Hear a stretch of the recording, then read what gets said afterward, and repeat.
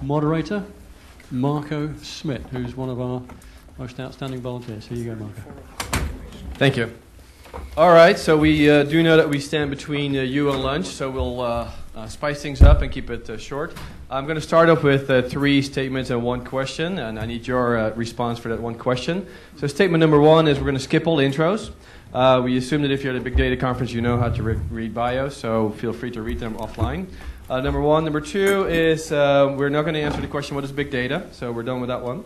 I think, let's see, number 3, we're going to try and actually be very specific. So we're going to, the panelists are going to try and give numbers and case studies so that you can actually really, instead of talking about big concepts or technology, we're really going to talk about opportunities here. Now the question for you is really, how many of you are entrepreneurs? Can you raise your hand? Okay, that's a good showing. How many of you are investors? All right, and how many of you are in big companies looking for what the landscape is or what you may want to buy next? You raised your hand all 3 times. She's thinking about leaving. So, all right. With that said, let's start with the question or the panel here with the obvious question: where do all of you see the big next opportunity? And let me talk specifically. Let me ask Jishnu that question first, and maybe talk a little bit about Hadoop and what you see next for Hadoop. Sure. So, good morning, good afternoon. I wanted to touch upon some of the specific things, talking about, of course, in general, the previous panel has done a great job in setting the landscape right, though it is called the landscape panel. But I thought that it would be good to talk about some examples. So when we see big data, of course, we are seeing companies day in, day out, they try to come in and say that, we'll analyze big data, and there are different approaches out there. In my mind, when I look at, what can make sense, of course, 2 questions I would ask. Like, at the end of the day, the data is the key and you are analyzing. So how mobile is your code? At the end of the day, you should be able to make meaning out of the data wherever the data is residing. So if the data is out there on premises, it's foolish to say that, move all those things onto the platform and have a SaaS-based analytics. That might not work. On the other hand, if a lot of application-specific companies, who are running out of cloud, if they have their data there, then, it makes sense to offer analytics tools in the cloud itself. So to give you an example, like, if you talk about, just looking at Amazon today, you have, of course, Amazon offers EMR and a lot of other big data tools themselves, and there are a lot of other things that you can patch around to make sense out of the log data that you would get. But there are opportunities where you can say that, look, I'm a gaming company and I'm running it on the cloud, and I generate tons and tons of data. Some of the questions I know what to ask, some of the questions I don't even know what to ask. Is there a way by which you can seamlessly transfer the data as things are getting generated in situ to an analytics engine and start offering better insights, which can be, say, order of magnitude faster than what you could have done with other tools? Now, Hadoop has done a great job in terms of bringing that awareness in terms of that we have to do big data analysis, but at the same time, some basic things which us system engineers are actually really expect to do when we analyze and when we use any kind of system tools and platform is basic caching mechanism. Basic ways by which, suppose I am running a statistical analysis, I should have an idea of how it is trending as opposed to waiting for getting the final answer. There might be huge amounts of data. Of course, batch processing is great. You send out the query, it would probably run for a day and give you the exact answer. But I would like to also run approximations along the way. So how I can do all these things? Can MapReduce be thought about in a very different way? So I actually see opportunities across the stack, ranging from infrastructure all the way up to applications, and offering things in a very different way. You can take a very, in my mind, actually, Hadoop is just 1.0 of big data analysis. How do you bring in the next levels of, building in caching seamlessly? Sometimes it might be just MapReduce the way we know it. Sometimes it might be something very different. And, there are some stealth mode companies we are working with now that has this kind of trends. And I'm sure the other panelists can also shed more lights. Great. So going from the previous panel to talking about Hadoop here. So maybe Mike, from the other perspective, you're talking about stack disruptors and how tomorrow's leaders may be different from today's, and also about how it's really more about what are the big questions that can be addressed, the big opportunities. Can you give us some examples? Yeah, I think when you look in the enterprise space, you have this long-worn history of, as the technology stack gets disrupted, you have the new companies that are winners in the new stack weren't the companies that existed in the old stack. Sometimes it's the same people, but it's not the same companies. A recent example of this is the application performance management space, right? The two big companies right now are New Relic and AppDynamics. And both of those founders came from Wiley, which was bought by CA. Wiley was the winner in the app server paradigm, but CA is not winning in the cloud paradigm. It's New Relic and AppDynamics. And I think you're going to see things like that in the big data space. As you're moving from sort of a relational data model to a non-relational data model, I think there's a huge opportunity for new companies to enter that stack.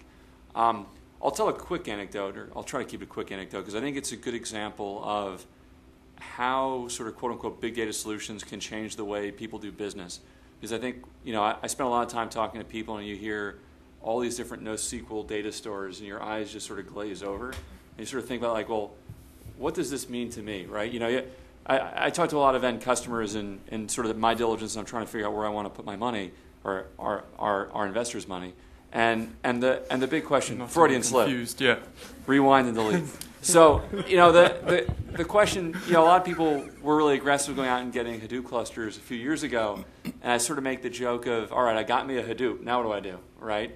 If I have to go out and get a Stanford PhD to go out and write custom MapReduce queries, it's beyond the capabilities of most organizations, right? Even if you're a big organization with a lot of resources, you can't necessarily attract that kind of talent to your organization. So I'll tell you a story of Walmart, because to me Walmart's as plain and boring. No offense to Walmart, it's as plain as it gets, right? It's a retailer, everyone's familiar with them. So I heard this story from some of the Walmart Labs guys.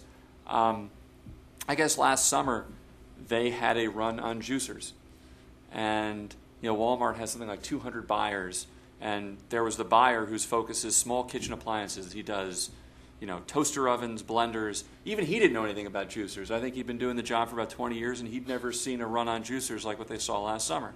And so he went to the Walmart Labs guys and says, help me out. There has to be something that we could find from this social media thing that tells us, why this run on juicers happened. And lo and behold, there was. I didn't see it, but there was a documentary that came out last summer about this guy who goes on a juice diet. And he lost a lot of weight, and he got a lot. It's sort of like the antithesis of Super Size Me. And they were able to watch the Twitter response of this movie as it went viral, and they were able to see spikes in different major metro markets. And they were able to correlate those spikes with the lack of inventory in Walmarts in those locations at the time. And they a light bulb went off and said, well, we're looking at this sort of in the rearview mirror using sort of TiVo, right? What if we could predict this, right? We're Walmart, right? If we see there's a run coming on juicers, we can just buy up the market. I mean, we have the purchasing power in the United States. We can buy up the juicers and just deliver them to all the major metro markets in the United States, which is where the demand was going to be, and corner the market. And this is, to me, is sort of like if you look at quants, right? They're looking for these trades that only exist in a moment in time, right? And it's not like this coming summer we're going to have another big run on juicers. The people who went through this juice craze, you either got a juicer or you don't. So the opportunity for Walmart to juice their profits, pun intended, right? So we've got to make sure people are awake. The opportunity for them to go after this, only existed for this past summer, right? So they've missed it, so they can't do it again. They need to find the next craze before it's happening and get their buyers on top of it. And when you see things like that, it's very tangible to me. It's not a traditional IT story of we're going to lower your OpEx or we're going to give you more flexibility. It's like, let us tell you ways that we can make you more money. And I just don't know of any business that doesn't like ways to make more money. And that's sort of why we're really excited about big data. It's very interesting that you mentioned that, and I live in the world of healthcare, and I would say that the new healthcare, not the old big iron healthcare. And if you want to think about what is one of the most exciting areas, it's analytics. And guess which company is very aggressive on analytics, and actually recently declared that they want to be the largest national provider of primary care, and that would be Walmart. So, yeah. And they actually have the power to do it. On speaking about that, and speaking also about I think Jish mentioned big data 1.0, which is really kind of processing data and then seeing patterns. Maybe Lars, a question for you. What is that what you see as the future of big data, or do you see it actually maybe tying to more specific decision moments and decision recommendations? I think I think big data is a step in this. So we're having this dislocation in the way data is processed and the quantities of data, and you're seeing this breaking apart. And okay, we need new infrastructure. We need new people who can do this. Andy and I were both, through our firms, investors in Omniture, which was sort of the last big analytics win. And we saw that problem from the inside as they were dealing with that big data space and trying to figure out how to manage that kind of data, which was sort of as you move to internet scale, you have to deal with that big data. But I think that's let's call that an infrastructure upgrade, right? Where we have this new sort of scale infrastructure. But on the analytics side, I think, as a firm, we've probably invested in 12 or 13 analytics companies over time. And I would argue that most of our SaaS companies are also, to their core, are analytics companies. They need to use their analytics. And what we're seeing is people moving, so ignore the underlying infrastructure and just talk about the sort of application tier and say, people were thinking about, hey, I need to build dashboards. I need to be able to see my data. That was sort of the direction things were going for a long time. And then we're starting to move into a world now where we're trying to predict things. We're trying to find companies that can take that data and sort of extrapolate into the future. That's sort of part of the juicer story, is that move forward. And maybe it's because I'm a control systems engineer. I don't know. But the place where I'm looking is, hey, where can we be in a place where you start to close the loop on those analytics? So you're not just dashboarding, you're not just understanding, you're not just trying to predict into the future, but you're trying to stay in the loop and say, hey, I'm going to predict your profits are going to change by X. Here's the data underneath it. How can I, don't just, the commercial, I can't remember which consulting firm or whatever, they made fun of it, is like the consultants are sitting there and they give you recommendation, and then the CEO says to them, great, now let's do this. And the consultants say, we don't do. I think analytics has to move in that same direction. We need to have, the analytics software has to stay in play and say, we made this recommendation. If you followed it, what happened? Were we right? Were we wrong? How can we do better in the future? How can we learn and move forward? I think that's the direction, at least the top level. So I think you're completely right. But for those of you who are Jewish will get this. I always ask in Passover, Jews ask the 4 questions, but it's really 1 question and 4 statements. Why is this night different than all others? And that question is my perpetual question anytime I'm looking at a market, right? What makes this market at this time different than in the past? And I completely agree with you on analytics. I think what's changed is this, relational model to non-relational. I think that's, at least for us, what we're seeing, that's the sea change that's caused big problems. And sort of my data point that tells me that I think this is the right answer is when Oracle goes out and creates a partnership with Cloudera, something's going on, right? I mean, this is the largest database company in the world. They have all sorts of resources. They're trying to quell this trend. And so since we're going to have a little fun arguing, I think this has nothing to do with relational or non-relational. You have nothing to do with it? Nothing to do with it. Okay, you're right? on. So I'm just kidding. So I just want to make sure people are awake before lunch. No. So my personal opinion, what's interesting is a new scale of data. So we are tracking all of our existing infrastructure starts falling apart when you start tracking stuff at internet scale. So you've got this new volume of data. You got this. So the difference. So who here is running a NoSQL database? Okay. Now keep your hand up if you would run that. If you could do that in relational, would you do it?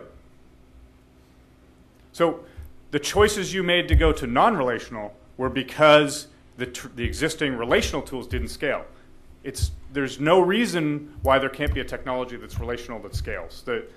So I don't think that's the core of the argument.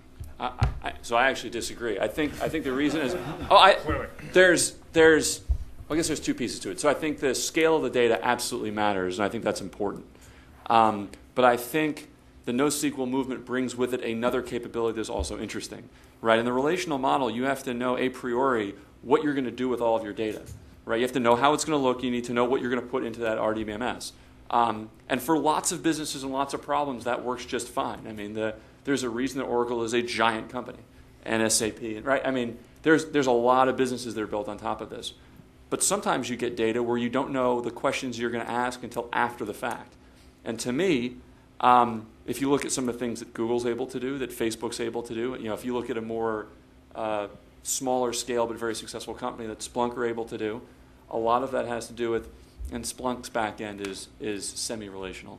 I think it's critical that they're able to deal with unstructured data, and I think you're going to see more and more and more solutions being able to deal with unstructured data, because if you're trying to parse, a lot of this data, you can't put it into a relational database beforehand. You just don't know what it's going to look like.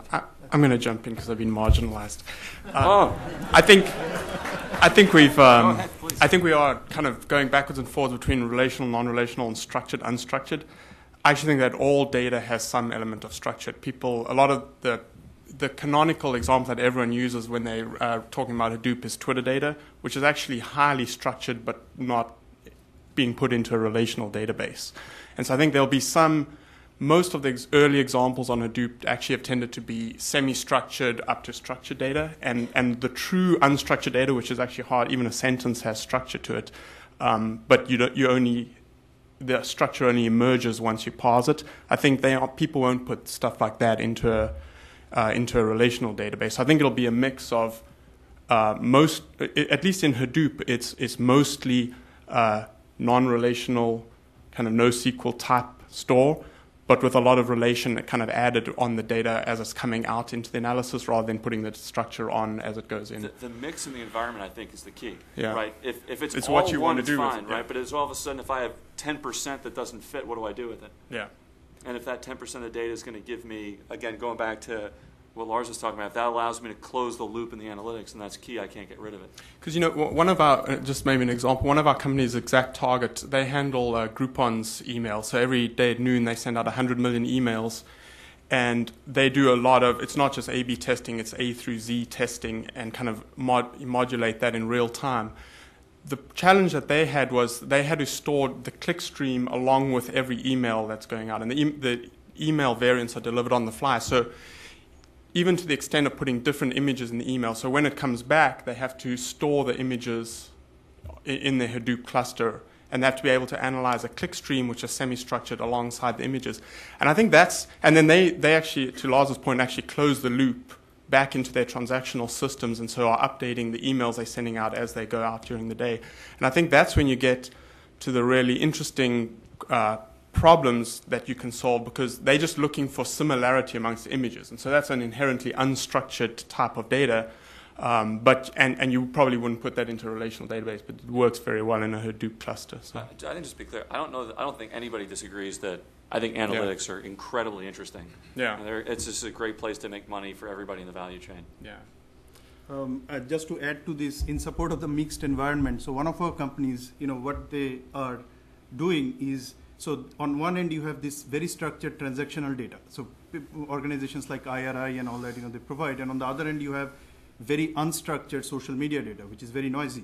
Now the question is, there is a thing which all these retailers would love to do, is have an analysis and correlation of the real life transaction data with all the chatter that goes on in the social media.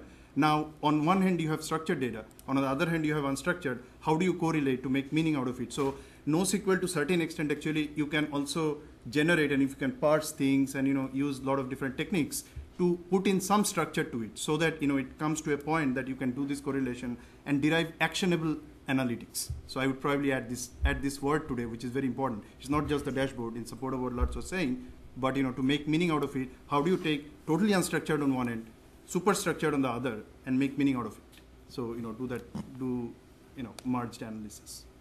Great. So it's very hard to clearly moderate this since they are so shy, but nevertheless, I think Andy, since you were marginalized there and barely had a chance to speak, one question we talked a lot about analytics. What about BI specifically? And BI, there's the promise of BI, but it's still very expensive.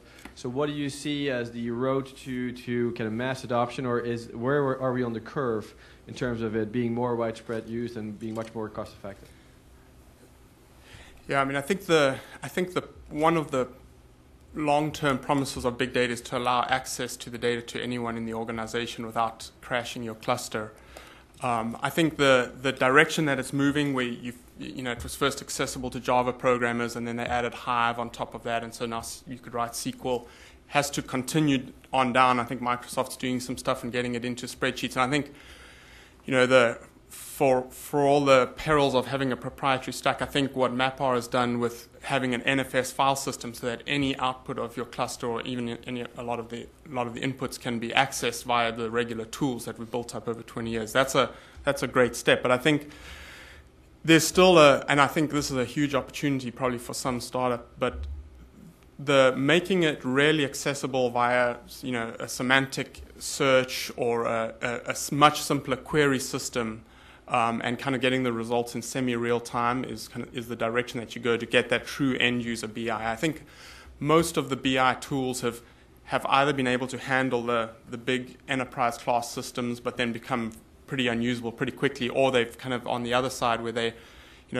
SaaS with great graphs and look very good, but don't really plug in well into a Hadoop system. So I think the marriage of those two could be tremendously powerful. And I think the early signs of that, if you look at what the kind of Web 2.0 type companies are doing, where LinkedIn always talks about how every engineer there can optimize an algorithm for 1% of in an hour. They get 1% of the traffic and they can optimize it, and then they can query the cluster and immediately just push that out into the production systems for a while.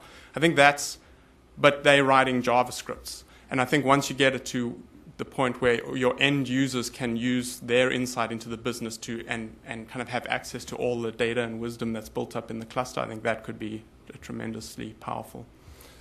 Great. And actually, in healthcare, we're trying to do this in a very short span, and the end user is the physician in many cases.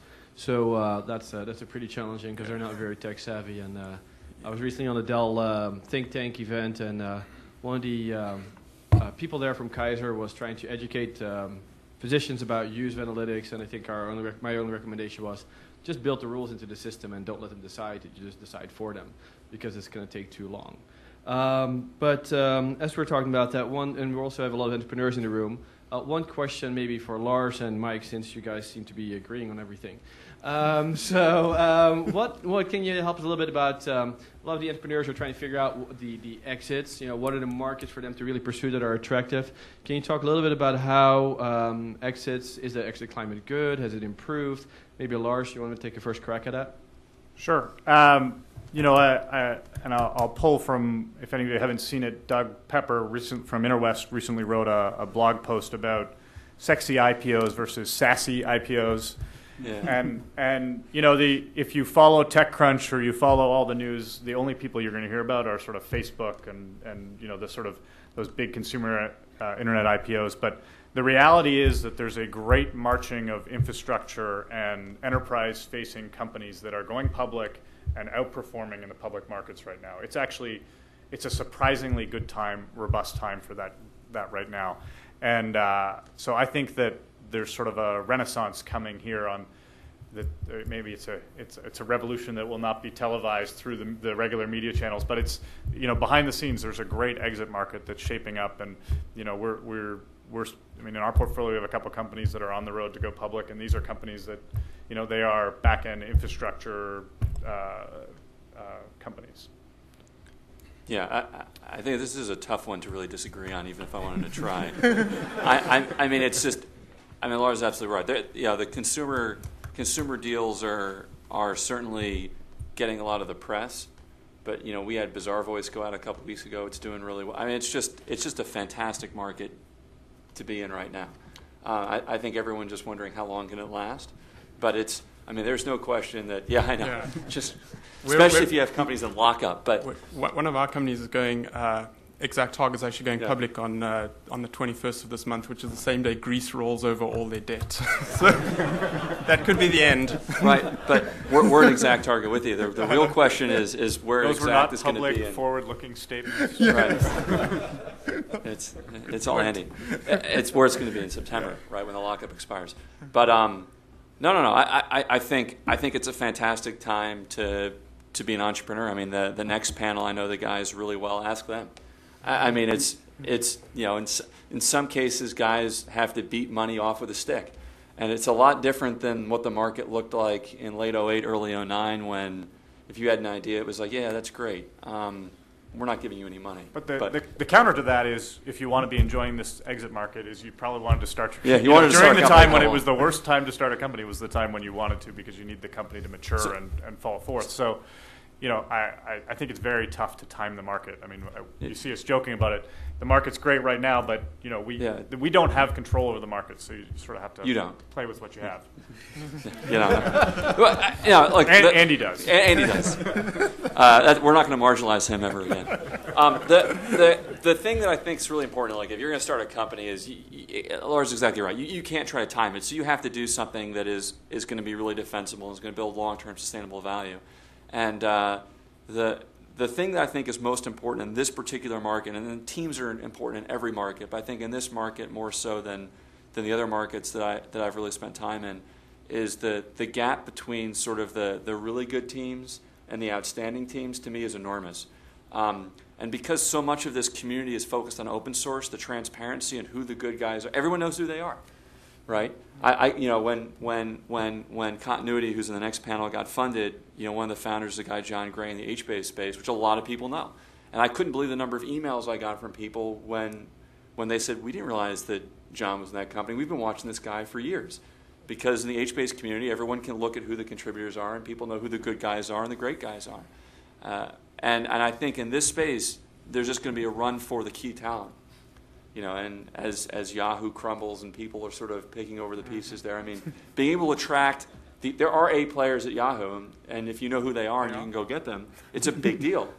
And I think this space, when people come and talk to me, the first thing I want to understand is, what's your key to getting an outstanding team? Because I think that's going to drive sustainability long term. Yeah, maybe one more question I'll address to Jish, and then I'll open it up to the floor. But I think one comment in line with the talk about how the exit scenario or the valuation scenario for analytics is really good right now. I'll give you one example from my world. We have a company called ZocDoc, which was started in 2008 by some people just like myself.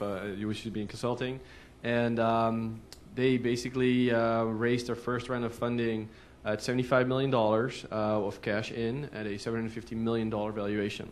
And they probably will actually IPO probably in the next 2 to 3 years, and they probably will not need that much more money. So there definitely is a good climate right now.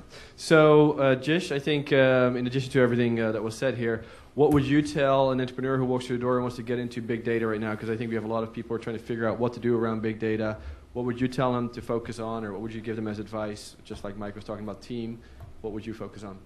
Absolutely. So, first thing definitely is team. I mean, we are early stage investors. I mean, we always believe that ideas and plans will morph and change or whatever, but people largely don't. So you really need to have a rockstar team who are not only smart in a complementary way, but also fully committed to build a great company. Before I will elaborate a little bit more on what I will be looking for, but I wanted to add a little bit on the exit scenario of what the other panelists have talked to. Yeah, we talked about the IPO market, and that's really great, and that hopefully who knows how long it will last. I would also say that it's actually a great M&A market as well. There is a lot of consolidation happening. If you look at all these big companies now, Oracle is partnering with Cloudera, as someone was mentioning. So now the question is, everybody would like to stay relevant. So there are for entrepreneurs, yes, there is never a good time to start a company, never a bad time to start a company. If you think you have a fantastic team and an idea that big problem to solve, just go for it. And specifically talking about what all things you might address. Actually, Andy mentioned a very interesting point. I thought like how the BI space is evolving. I mean, today, I was actually looking at some patents and also talking to some of the big companies. What they're doing is, they are planning to take Hadoop data, like data which is stored in HDFS. Of course, HBase is one part of it, but let's say they are taking a patent of how you convert that and can run MPP, and can run Teradata or like Astradata infrastructure on that. In my mind, that is really retro. I mean, they are needing to do it because there is no other easy way to do it. But how about, you just, take a totally fresh look at how you can make Hadoop interactive, how can you pull in, have those APIs pull in data from the traditional HDFS and HBase source and run analytics in a totally different way, so as an example. Of course, platforms in my mind would remain great opportunities for big data. I mean, now we have just started, as Lars was saying, Lars started saying, a lot of dashboards and stuff, but how do you make analytics and make those things actionable? You have to really tie these things back to the root cause. Like if you talk about social media, there was Radian 6s of the world and a lot of monitoring tools coming in, but at the same time, nobody knew, these are the insights, what to do. Versus, if you have those insights and also create a platform, say that, because of this, you should send out this tweet with these words at this time of the day because you are targeting the moms, and then, have a closed loop of, what it means to your business. So always driving from a closed loop value add to your prospective users and customers. Great. Okay, with that, I want to open up the floor. Any questions over there? There's a mic coming. Yeah, so earlier, Lars, in the course of making a different point, you said forget about the underlying infrastructure. I want to come back to that for a second. I think the underlying infrastructure, you said forget about that, as you made a different point. But I think the underlying infrastructure is or soon will be a constraint for analytics. So my question is, which way do you see it moving? Is the analytics going to move towards optimizing present-day infrastructure? Or does the infrastructure have to move more towards optimizing themselves to be accessible to analytics? And where are the opportunities in there? So I think just to be the comment I made about forget the underlying infrastructure was sort of for the purpose of this discussion. Where is the analytics sort of the what do users of analytics want this market to move to? I think the underlying infrastructure, clearly by the amount of investment in the various companies doing, anything from the big analytics space to the various distributions of Hadoop and so on. There's lots of interesting things going on at that infrastructure tier. That's my comment isn't meant to say that that's. I mean, we're in a climate where that infrastructure is probably going to be reset, and those companies have the opportunity to be as big as sort of the existing incumbent folks. So I think that's a very interesting space. I guess if you look traditionally when you make those changes, the infrastructure changes, to the earlier point, the management around those infrastructures, there's usually the existing players don't make the transition. The application tier doesn't make that transition. It's a clean transition, and you get a new at-bat for almost every segment of the stack. And I believe this is a big enough, this scale is enough to drive that transition. Next question. John Furrier with SiliconAngle.com. We just put out a market sizing for. You talking to me? Sorry. We just put out a market sizing report. First one out before IDC around the size of the market at 50 billion, and IDC came out and said it's 15 billion, which we believe is a lot lower. We think is a lot higher, like 200 million plus. But as the market starts to segment, SAP, as I notice is here, they have HANA, which actually is a big data play depending on how you look at it. So I'd like to get your perspective on the market opportunity in terms of size. What will you categorize as big data first, and what does that look like from a market landscape?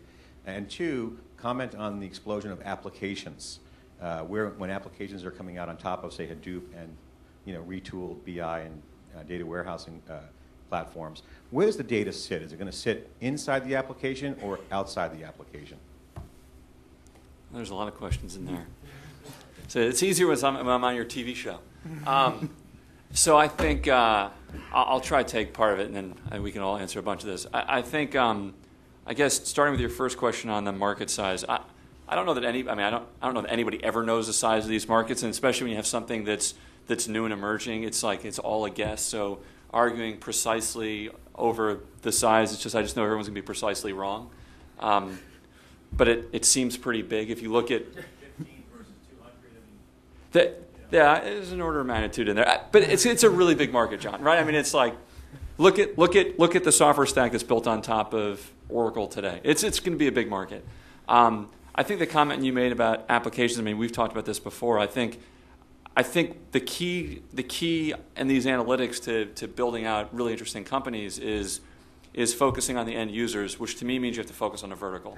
Unless you're building something like a data viz platform like a Tableau, it's very, very, very hard to build something that works in healthcare and works with sales guys and works with marketing people and works with HR and works in. It's just very, very, very hard to build a ubiquitous platform. The Lord of the Rings doesn't apply here. You can't build one platform to rule them all. So if you're going to go off and you're going to build these verticals, Focus on a very specific vertical where I think big data helps you solve a specific problem. And I think the way we're looking at it at Battery is not, we got to go do something in big data. It's, where does big data infrastructure allow you to solve problems that you previously couldn't solve?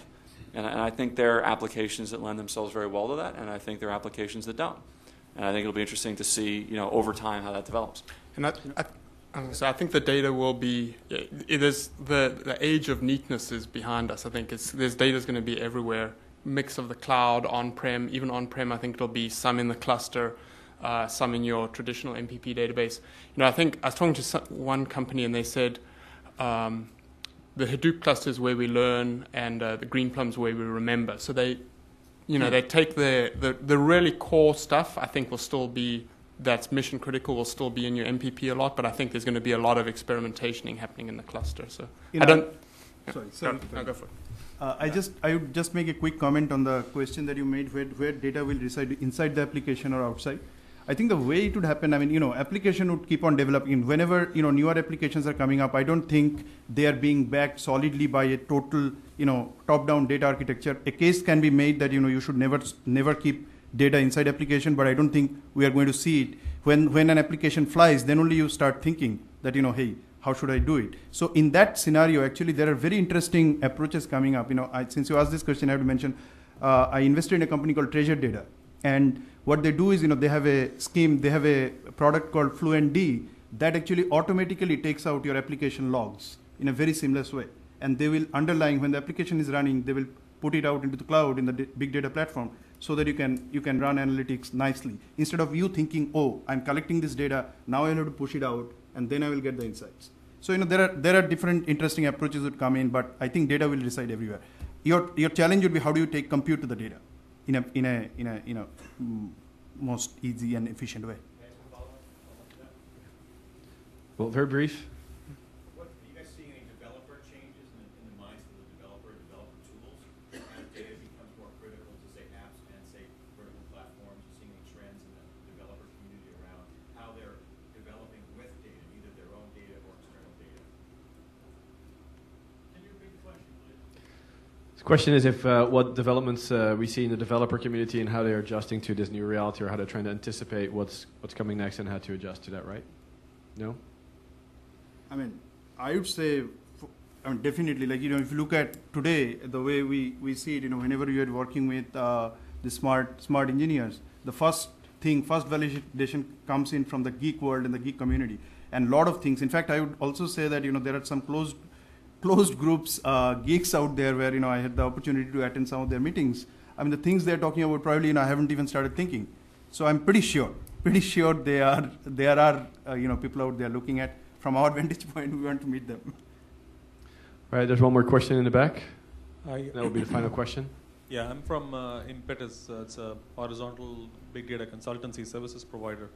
Question to you is, what's more sexy and hot, the horizontal platform plays or the vertical plays like Palantir and Opera? There's big, where there's stacking up of the infrastructure, applications, and analytics layer all the way to the visualization stack, focused on a particular vertical, as opposed to the horizontal place, which is all the platform guys. How do you see those, those two dimensions? I think it's, if you're talking from a startup perspective, it's awfully hard to start as a platform, right? You can become a platform over time, and those are the companies you want to be in later. But you look at something like, I think Splunk is a great example, right? Splunk did not start out saying we're going to be this giant platform. They said we're going to focus on IT log management. It doesn't sound very sexy. It doesn't sound that exciting. But man, it's a killer business. And they do a heck of a lot more than just IT log management now. But they started off solving a specific problem. And I think that's really, really important. If you don't solve a problem, why is someone going to buy your product? Right? You're a platform to what end? Now, it's great if you can do something where you solve a problem and over time you can move that horizontally and make it into more of a platform. I think you should focus on solving business problems first.